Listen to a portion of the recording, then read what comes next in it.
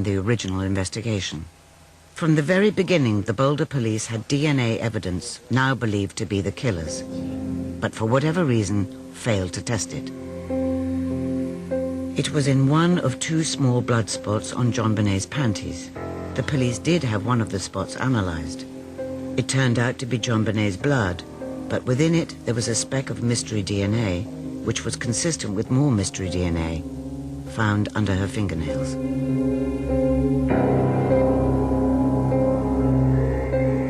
Both had come from the same unknown white male. It all but cleared the parents, but the Boulder police said nothing. I'm very upset about it because they have put the Ramsey family through holy hell. You sit down and figure out that they knew in January of 1997 that the DNA found on the child was not John and Patsy Ramsey or any of the Ramsey family. Worse, the Boulder police failed to request an analysis of the second blood spot on JonBenet's panties. This was only done when an attorney, preparing the evidence for the grand jury, insisted on it 3 years later. The result of the second analysis was a bombshell. While the earlier DNA had been far too weak to identify the killer, the DNA from the second blood spot was almost capable of doing so, and it came from the same white male. It was the most important evidence in the case, and the Boulder police had missed it for 3 years. It's horrible what happened. I've never seen it before, that kind of length of time would pass. When the DA's office took over, they gave priority to enhancing the DNA until it identified the killer. His DNA has now been put into CODIS, America's Combined DNA Index. It is the first big breakthrough in the case, but it has not yet thrown up a match, and the forensic scientist responsible urges caution. I think it would be wrong for them to focus just solely on the DNA, because the DNA, as well as important of an aspect as it is not the sum total of the investigation. You may never get a hit, because the suspect may never have committed a crime that qualified him to be in the database, or he's just not been caught yet. Even if the killer is not in the database, investigators think they may, in any case, already have his name. They think it is probably in one of these boxes full of leads which have never been followed up. They have searched and come up with a dozen new suspects. One of them is now their prime suspect. This is why they think he may have done it. 6 weeks after the murder of JonBenet, Boulder District Attorney Alex Hunter invited journalists to a press conference. He ended it with this message. I want to say something to the person or persons that took this baby from us. The list of suspects narrows. Soon there will be no one on the list but you.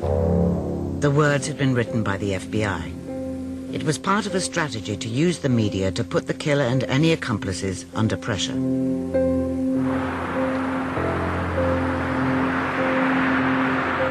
Soon afterwards, car mechanic John Kennedy approached the Boulder police to tell them about someone he thought might have been involved in the Ramsey killing. It was this man, Michael Helgoth, who helped run a car salvage yard in Boulder. Helgoth had committed suicide, it was believed, just hours after Alex Hunter's press conference. According to Kennedy and others, he had been violent and bizarre. He liked shooting guns. He had a little crotch pocket, so he'd reach down and grab it. And he'd point the pistol right at your head and then just shoot off the side of it. And if he just missed a tenth of a second, you'd have a bullet in you. It's kind of unnerving. I was actually scared. I was standing behind him when the bullets were flying by my head. He would shoot the cats in the back. He thought that was great sport. He had a fun time with that because he could kill. I think he liked to. Something that he enjoyed quite well. And he ended up getting kittens from the junkyard there, picking them up and just wrenching their neck. Just killing them with his bare hands. It was not only violence against animals that excited Helgoth. We're walking along, headed toward the house.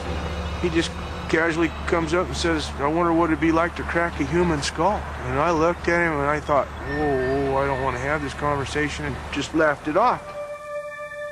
Helgoth left no suicide note. After his death, Kennedy was asked to go through his possessions. It was while doing this, he began to think Helgoth might have been involved in the killing of JonBenet. Alex Hunter, where he makes the finger-wagging speech on the 13th, and then Michael dies on the very next day. Soon there will be no one on the list Seems a little suspicious to me. but you. But it was more than Alex Hunter's press conference that led Kennedy to suspect Helgoth. Mike was pretty happy around late November about him and a partner making a killer deal, and they were each going to make $50,000 or $60,000. The ransom note left at the Ramsey home demanded a curious $118,000, close to the amount Helgoth had said he and his unknown partner would make. No ransom was paid. Then Christmas comes, and then he's really depressed, and there's no money. And then he said that he wanted to crack a human skull, and then she received a crack in her skull. That I felt obligated to go to the police department and tell them what I knew. John Kennedy provided a very relevant piece of information, in my opinion, that should have been a priority lead for the Boulder Police Department. I called 10 or 15, 20 times, got no response.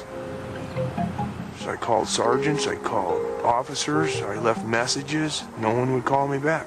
And one of the reasons that we were interested in that very issue was not just Hilgott. The new investigators have taken Kennedy's information seriously, and what they have discovered about Helgoth is astonishing. 3 months after the murder of JonBenet Ramsey, the Boulder police were told that this man, Michael Helgoth, might have been involved. They ignored the information. But a new team of detectives appointed last year have taken it seriously.